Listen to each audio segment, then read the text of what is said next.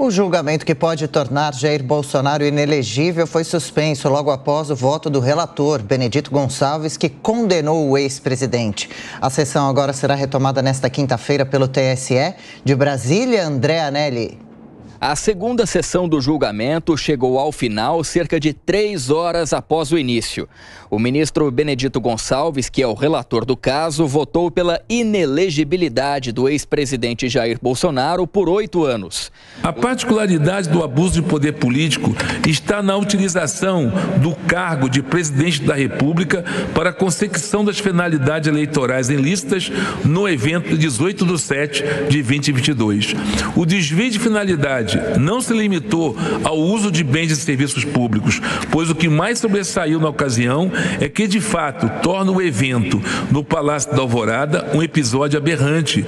Foi o uso das prerrogativas de chefe é o poder simbólico do presidente da República e da posição de chefe de Estado para degradar o ambiente eleitoral. O texto original do voto do ministro tem 382 páginas, mas foi levado ao plenário de forma resumida para dar celeridade ao julgamento. Benedito Gonçalves afirmou que o ex-presidente é integralmente responsável pela reunião com embaixadores ocorrida em julho do ano passado e que apresentou questionamentos em relação às urnas eletrônicas. Essa atuação consegue com a estratégia da campanha de ataque à credibilidade das urnas eletrônicas do TSE para mobilizar bases eleitorais. A reunião, portanto, teve nítida finalidade eleitoral, mirando influenciar o eleitorado e a opinião pública nacional e internacional. O uso da estrutura pública e das prerrogativas do cargo do presidente da República foi contaminado por desvio de finalidade em favor da candidatura da chapa investigada. Transmissão para a TV Brasil e redes potencializou o alcance da desinformação. A estratégia de descredibilização das urnas eletrônicas e os ataques à justiça eleitoral contribuíram significativamente para estimular a não aceitação dos resultados eleitorais por parte da população. Benedito Gonçalves disse ainda que a reunião com embaixadores no Palácio da Alvorada, em julho do ano passado, foi realizada há poucos dias da eleição e que a estrutura e o serviço do Executivo Federal foram mobilizados para viabilizar o encontro. Ou então, o primeiro investigado também explorou de forma assintosa sua competência privativa relativa ao Comando Supremo das Forças Armadas, para em flerte nada discreto com golpismo, insinuar que o convite para a Comissão de Transparência colocava os militares como garantes da lisura eleitoral, inclusive por meio de seu Comando de Defesa Cibernética, e que poderiam atuar para que o ocorrido nas eleições de 2018, ou seja, a adulteração de votos, não viesse a ocorrer novamente. No entendimento do ministro, o então candidato a vice, Walter Braga Neto, não deve ser punido com inelegibilidade porque as provas não têm comprovação, não acabam comprovando a participação dele no evento do Palácio da Alvorada. Benedito Gonçalves também defendeu a permanência no processo da minuta encontrada na casa do ex-ministro Anderson Torres no dia 13 de janeiro. Segundo o ministro, o documento que previa um estado de defesa aqui no Tribunal Superior Eleitoral deve continuar no caso porque tem relação com as declarações de Bolsonaro sobre o sistema eleitoral. A minuta de decreto do estado de defesa apreendida à residência do Anderson Torres em 12/1/2023 é um exemplo dos impactos dessa estratégia sobre a normalidade e a legitimidade das eleições.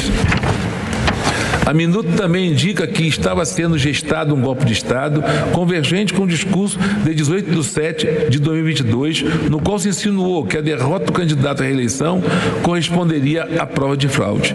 O próximo a votar será o ministro Raul Araújo. Ele tem sido a principal esperança do ex-presidente da República por um pedido de vistas que pode paralisar o julgamento por até 60 dias. A retomada desse julgamento com a próxima sessão está marcada para esta quinta-feira. De Brasília, André Anelli. Amanda Klein e Nelson Kobayashi conosco por aqui nessa manhã de hoje. Sejam bem-vindos. Amanda, palavras do relator: abuso de poder, desvio de finalidade, episódio aberrante. Qual foi o peso desse voto de Benedito Gonçalves nesse julgamento de Bolsonaro? Enorme, Adriana, tudo muito bem documentado, um voto extremamente contundente. Primeiro, bom dia a você, Tiago Kobayashi, a nossa audiência. O Benedito Gonçalves, ao longo dessas 3 horas, explorou a máquina de espalhar mentiras e desacreditar o sistema eleitoral de Jair Bolsonaro ao longo dos anos em que passou à frente da presidência da República, começando em 2021 com a exibição, divulgação constante de lives atacando as urnas, espalhando o que o relator chamou de mentiras atrozes contra o TSE, contra todo o corpo de servidores do TSE, contra os ministros da mais alta corte eleitoral e culminando naquele episódio em que, às vésperas das eleições em julho de 2022, ele convoca embaixadores para expor o Brasil ao ridículo, como se fosse uma república de bananas, mentindo novamente aos embaixadores, dizendo que havia um inquérito da Polícia Federal provando um ataque hacker ao TSE, que aquilo teria sido capaz de manipular e mudar votos, o que não é verdade. O próprio delegado desse inquérito prestou depoimento dizendo que nunca foi achado qualquer iniciativa que tenha tido condão de manipular, mudar os votos do sistema eleitoral. Jair Bolsonaro também mentia sobre a totalização dos votos, seria responsabilidade de uma empresa terceirizada. Então, é uma enxurrada de mentiras e foi isso que o relator deixou claro. Expôs também essa relação promíscua de Bolsonaro com as Forças Armadas, ele sempre se referindo às Forças Armadas como se fossem parte indissociável do Poder Executivo, como se ele e Forças Armadas fossem um corpo só.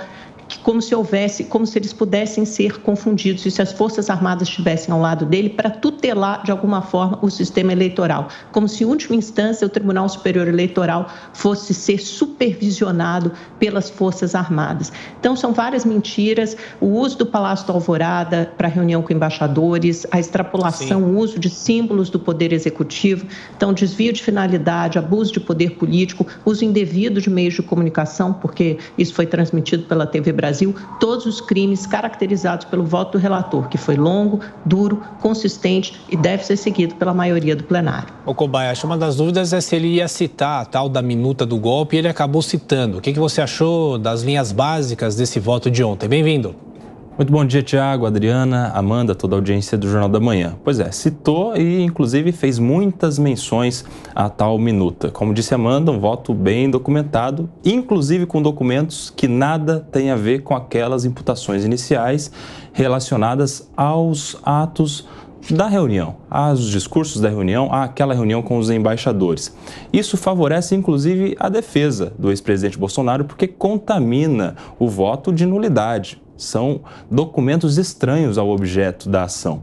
O ministro ele teve um voto extremamente longo, que foge dos padrões, o que já dá um ar de exceção nesse julgamento, porque todos os dias temos dezenas, centenas de milhares de acórdãos proferidos no Brasil todo, no judiciário, e com muita dificuldade, algum com 400 páginas, seja para condenar ou para absolver alguém. E não fala especificamente a respeito de qual seria a vantagem que o ex-presidente Bolsonaro teria. É certo que era um agente político, que teve desvio de finalidade, que os discursos atacavam, sim, o sistema eleitoral e de maneira, inclusive, irresponsável, mas não tinha um elemento importante que deve ser considerado para a configuração do abuso do poder político, que é a busca pela vantagem. O ataque era ao sistema eleitoral como um todo e não havia vantagem alguma a ser buscada. Ora, se o presidente queria a alteração das urnas eletrônicas para urnas físicas, qual seria a vantagem se o resultado seria o mesmo? Eu acredito assim, imagino que o TSE também acredite. Amanda pediu. Kobayashi, o relator cita o precedente em 2021, salvo engano, a condenação do deputado estadual Fernando Francischini, por exatamente o mesmo motivo, espalhar mentiras, espalhar fake news acerca das urnas eletrônicas. Ele foi condenado por isso, portanto, já havia um precedente do Tribunal Superior Eleitoral. E o relator é claro, ao dizer que a liberdade de expressão não alberga fabricar teorias conspiratórias e que essas teorias conspiratórias elas têm consequências graves. E nesse rol está inserido a minuta golpista achada na casa casa de Anderson Torres. É um dos exemplos das consequências que um discurso conspiratório que beira o devaneio, a paranoia, pode criar em todo o sistema eleitoral e na população. Você cria um estado de coisas que gera descredibilização do sistema eleitoral, das urnas eletrônicas, que são um pilar da nossa democracia. Poucas coisas podem ser mais danosas e mais graves do que essa.